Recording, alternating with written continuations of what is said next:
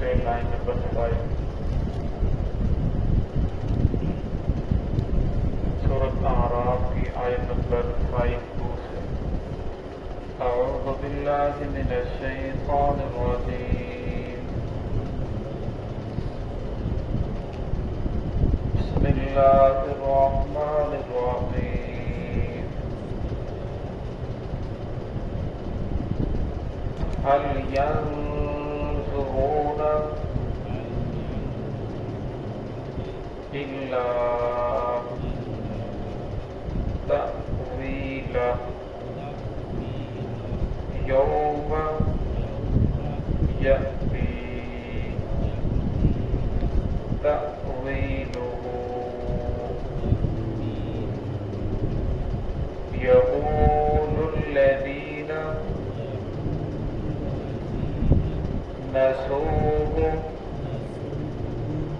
من قبل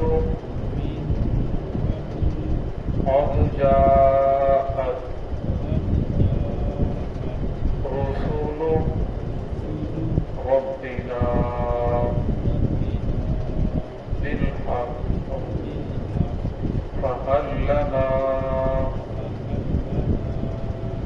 من شفعاء فيشفعوا لنا أو نرد فنعمل غير الذي كنا نعمل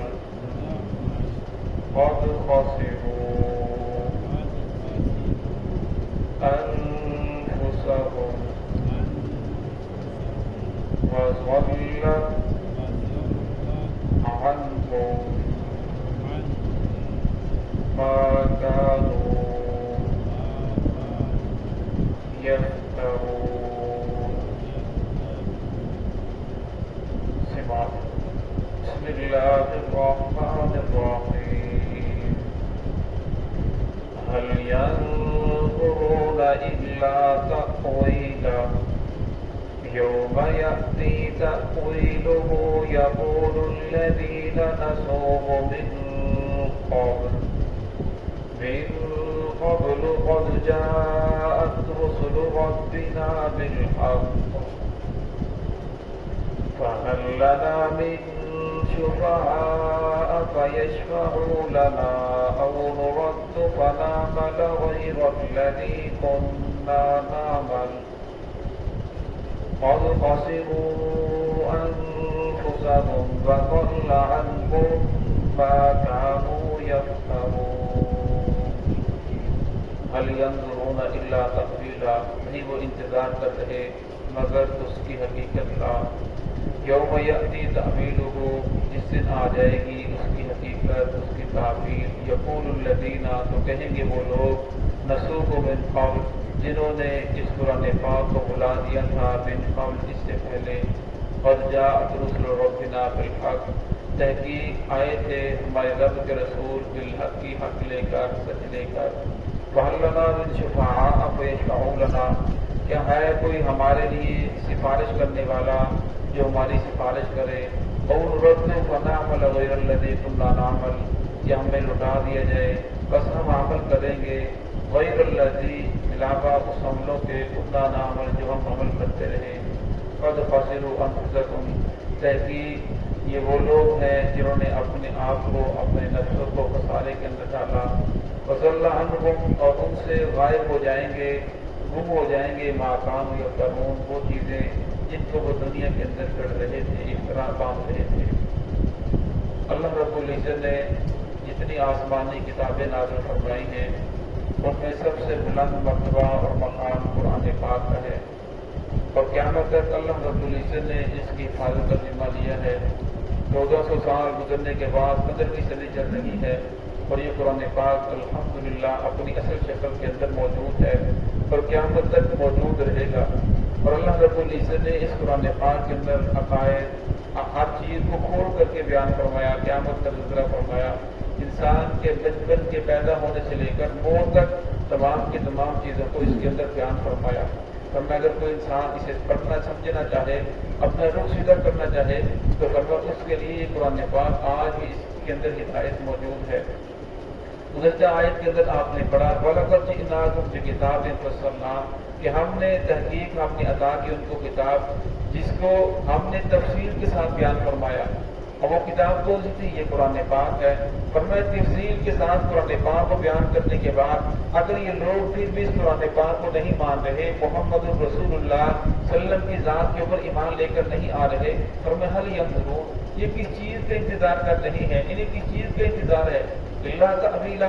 یہ قرآن پاک کے اندر جو احکامات بیان ہوئے ہیں، جو حکم آئے ہیں کہ نہ ماننے والوں کے لیے قیامت قائم ہوگی، نہ ماننے والوں کے اوپر یہ عذابات آئیں گے، فرمایا اس کا انتظار کر رہے ہیں، تحویلا اس حقیقت کے ظاہر ہونے کا انتظار کر رہے ہیں۔ یوم یأتی تحویلہ فرمایا جس دن اس کی حقیقت ظاہر ہو جائے گی، فرمایا جس دن قیامت قائم ہو جائے گی، فرمایا پھر اس وقت یہ لوگ کہیں گے نسوق من قبل جو دنیا کے اندر قیامت کو برائے رکھا،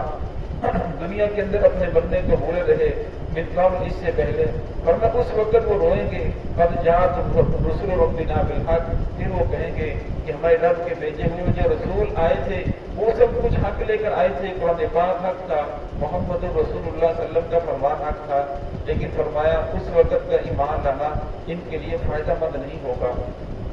مسلم کی حدیث ہے، فرمایا ایک تو قیامت کبریٰ ہے، وہ تو جب قائم ہوگی اسی وقت قائم ہوگی، ایک قیامت صغریٰ ہے، مات وقت قامت قیامت ہو، فرمایا جو انسان مر گیا اس کے لیے اس کی قیامت قائم ہو گئی، فرمایا اسے ہر چیز نظر آئے گی، جنت میں نظر آئے گی، دوزخ میں نظر آئے گی، فرشتے بھی نظر آئیں گے، اگر برا ہوا تو فرشتے کہیں گے فیما کنتم اتنا عرصہ اللہ رب نے تمہیں زندگی دی تھی کیا کرتے رہے، اپنا کردار کو درست کیوں نہیں کیا، اپنے اعمال کو درست کیوں نہیں کیا؟ پھر فرمایا بندہ کہے گا کہ میں دنیا کے لالچ کے اندر آ کر دین سے بہرا رہا اور دین کو میں نے چھوڑ دیا، اور پھر اس وقت کہے گا ہاں اولئک شفعاؤنا عند اللہ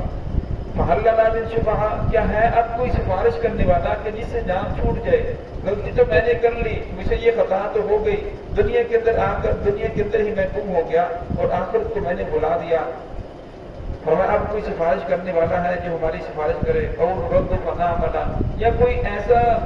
ہو جس کی وجہ سے ہم دنیا کے اندر دوبارہ لوٹا دیے جائیں، اللہ رب العزت کے ساتھ ہمارے اوپر رحم کرے، دنیا کے اندر دوبارہ چلے جائیں، غیر اللہ کنا نعمل، فرمایا ہم ایسے عمل کریں گے جو پہلے عمل کرتے رہے ان طرح نہیں، بلکہ اب اچھے عمل کریں گے، پہلے کفر شرک کے اندر وہ چلا رہے، دنیا کی باغ دوڑ کے اندر لگے رہے، فرمایا اب اگر دنیا کے اندر چلے گئے تو اب ایسا عمل نہیں کریں گے، بلکہ اب محمد رسول اللہ صلی اللہ علیہ وسلم کے دامن کو تھام لیں گے، امام الانبیاء جو دین لے کر آئے اسے قبول بھی کریں گے، اس کے مطابق زندگی گزاریں گے، لیکن اللہ رب العزت کا قانون ہے جو انسان دنیا سے ایک مرتبہ چلا جاتا ہے وہ دوبارہ واپس نہیں آتا، قد خسروا انفسهم، فرمایا یہ وہ لوگ ہیں جنہوں نے اپنے آپ کو اپنے نفسوں کو گھاٹے کے اندر ڈالا، خسارے کے اندر ڈالا، وَضَلَّ عَنْهُمْ مَا كَانُوا يَفْتَرُونَ، اور فرمایا ان سے گم ہو جائیں گی وہ چیزیں جن کو وہ دنیا کے اندر دین سمجھ کر کرتے رہے، دنیا کے اندر کرتے تھے کہ یہ دین سمجھ کر تاکہ انہیں فائدہ پہنچے، لیکن جب آخرت کے اندر جائیں گے وہ ساری کی ساری گم ہو جائیں گی، دنیا کے اندر ان کو پوچھتے رہے ہاں اولئک شفعاؤنا عند اللہ کہ یہ ہمارے سفارشی ہیں،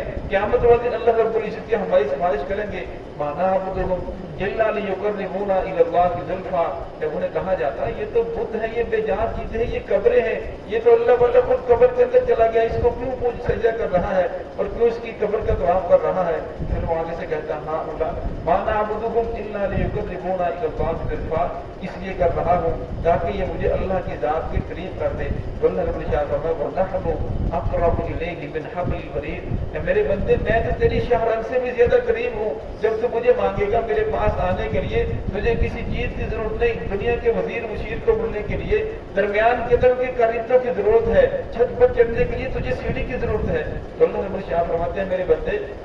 میں تو ان چیزوں سے پاک ہوں، تجھے جب میرے دربار میں آنا چاہیے میرے ساتھ ملاقات کرنا چاہیے، فرمایا جب تو نماز کی نیت باندھتا ہے تو ایسے ہی جیسے میرے ساتھ ملاقات کر رہا ہے، جس وقت نماز کا حکم آیا صحابہ کرام نے بہت زیادہ خوشی کی کہ اب ہمیں اللہ رب العزت کی ذات سے ملاقات کا ذریعہ مل گیا، تو اللہ رب العزت ہم سب کو آخرت کی تیاری کرنے کی توفیق عطا فرمائے۔